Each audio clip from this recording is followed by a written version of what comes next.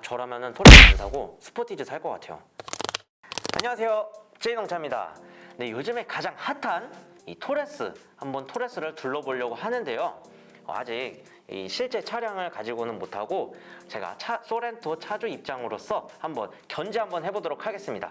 그럼 지금부터 토레스에 대해 알아보러 가시죠. 먼저 토레스 외관을 둘러보겠습니다.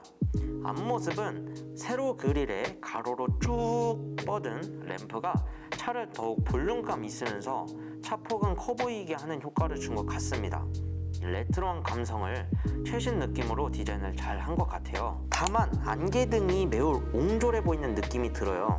자세히 보면은 세로 라인이 보이는데 그 라인대로 안개등이 들어갔다면 하단까지 조금 웅장해 보이는 느낌이 들었을 것 같거든요. 근데 조금 아쉬운 것 같습니다. 후드도 볼륨감을 양옆으로 잘 줬고, 자세히 보면 또 손잡이가 있어요.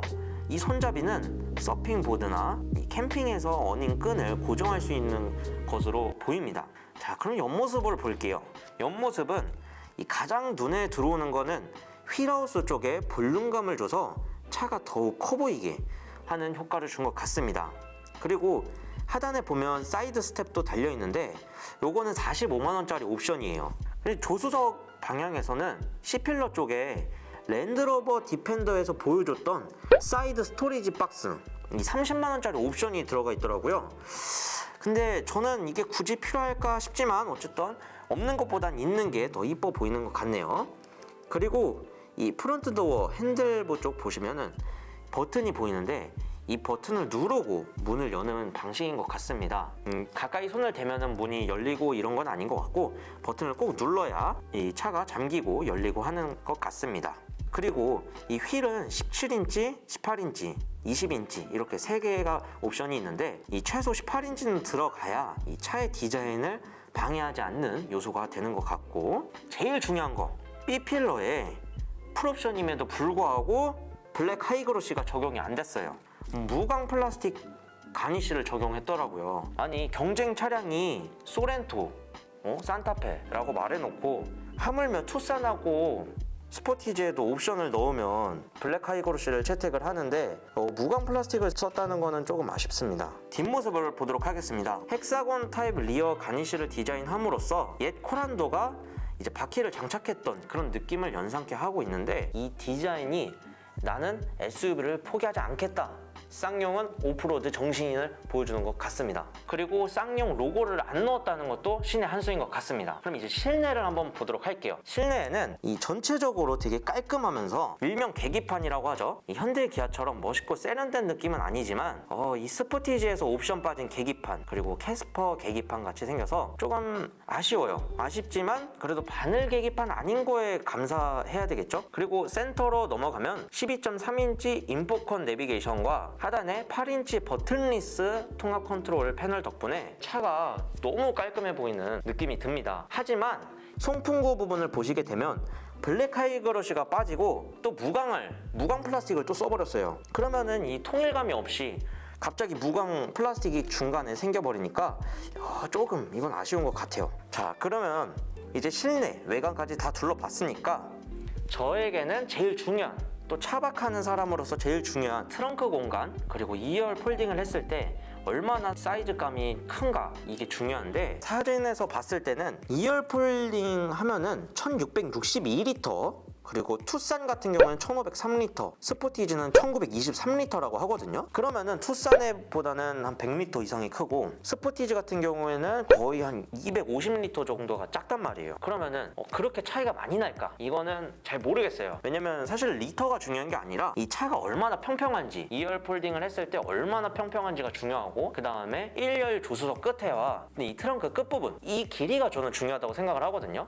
왜냐면 사람이 누웠을 때 이 길이 때문에 발이 튀어나오고 안 튀어나오고 할 수 있기 때문에 저는 그렇게 생각을 합니다. 자, 그리고 이 사진 자세히 보시면 저기 콘솔 박스 위에 컵홀더가 있더라고요. 근데 이 컵홀더는 주행 중에는 정말 불편할 것 같고, 왜냐면 손을 이런 식으로 이렇게 꺾어야 되죠. 그래서 콘솔 박스에 있는 컵홀더는 캠핑을 할 때, 그러니까 차박을 할 때 정말 유용할 거라고 생각을 합니다. 왜냐면 저도 거기에다가 뭐 램프를 두거나 아니면 누웠을 때 음료수를 간단하게 그 컵홀더에다가 고정을 시킬 수가 있겠죠.